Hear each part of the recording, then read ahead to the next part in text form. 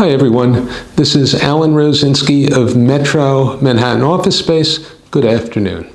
Something really unthinkable has occurred in New York City commercial real estate.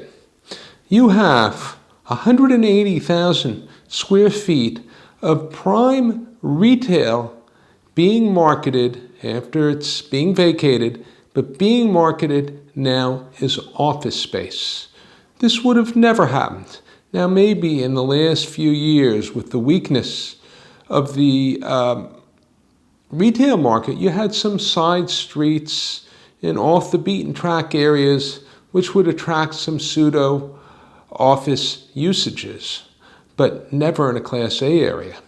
Now, what I'm referring to is Neiman Marcus in Hudson Yards. Now, Neiman Marcus is a high-end luxury retailer which declared bankruptcy in May, and now their vacant space in Hudson Yards, 180,000 square feet of prime retail, is being marketed as office space. Now, what does this mean?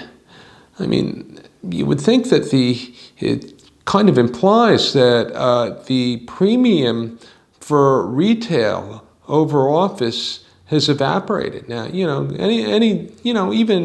a marginal retail space in New York City 2 or 3 years ago would have been double, triple the price of what office space was marketed as. So it really shows what's changed. But I mean, really the factors which have contributed to the decline in retail, there's really 3 of them. There's Amazon and all these businesses going online, and competition from online, which is killed mom and pop store. And that was really having a terrible effect. And I mean, most recently, Corona has just killed retail. Many of these businesses in New York City, they've been closed for 3 months. They may get some government aid, but they're really struggling. Who knows how many are going to reopen? And then I think the nail in the coffin of retail, at least in New York City, was the looting which occurred earlier this month. So now, you walk around, you see all these boarded up stores. God knows how many of them are going to open up. I mean, there's got to be a sizable percentage of these which will just never reopen. And somewhere down the line, there's going to be a flood of vacant space which hits the market. I mean, prices are determined by supply and demand. If you have a weaker economy, there's going to be less of a demand for any kind of ground level store space, and there's going to be a flood of supply. So, I mean, that means the pricing is going to go down very, very considerably. But in terms of what's going on in Hudson Yards, the landlord related is marketing these spaces as office. And I mean, there could be a lot of advantages to that. It makes more sense than, a lot of people would think in this new world. You have office tenants now which are going to be really inconvenienced by having to wait for elevators. The elevators in office buildings are going to be limited to 2 or 3 people. There'll be temperature checks. I mean, for an office tenant, which may have their staff go in and out a couple of times a day. They go up, they go out for lunch, go back in, and save a lot of time by having a ground floor space. Now, from a landlord's point of view, you get a large space and you get hundreds or even thousands of employees, office employees. It could increase foot traffic for a mall. So you'd have more potential shoppers, and it could help support the remaining retail tenants in the area. But I mean, I think overall what's going to happen is there's going to be a major readjustment in pricing. There's also going to be a major readjustment in the type of tenants that are drawn to ground floor spaces. Like, give you an example. There's a lot of medical practices that would do well being in a ground floor space because their patients are not going to have to wait for the elevator.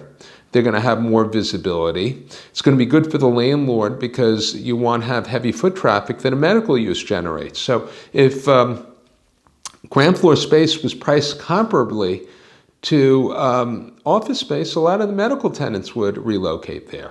I mean, also, and I mean, you've seen this in the last couple of years, 5 years ago, it would have been rare in Manhattan to see a gym on a ground floor, to see a barber shop. You see a lot more of that now. And I mean, we're going to see that in the future. You're going to see non-traditional uses going into ground floor space as the prices drop. Another thing to keep in mind with office, there's loss factors. If as a broker I were to show you a 1,500 square foot office space, you'd have maybe 1,000 square feet net. But on retail, you have very little loss factor. You actually go in, you measure the space, and it should be pretty close. Because what happens with office, you're paying indirectly for common areas that you benefit from.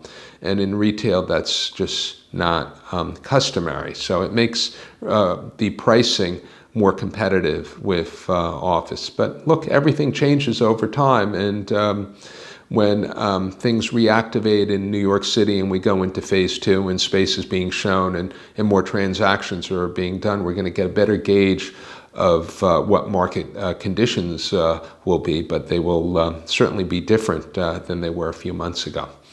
Hope you find this video of interest, and if you have any questions, any potential topics which you'd like me to address, feel free to tweet them to me. My Twitter handle is @Metro Manhattan, and of course, you're always welcome to subscribe to my YouTube channel. Have a nice afternoon, and until the next time.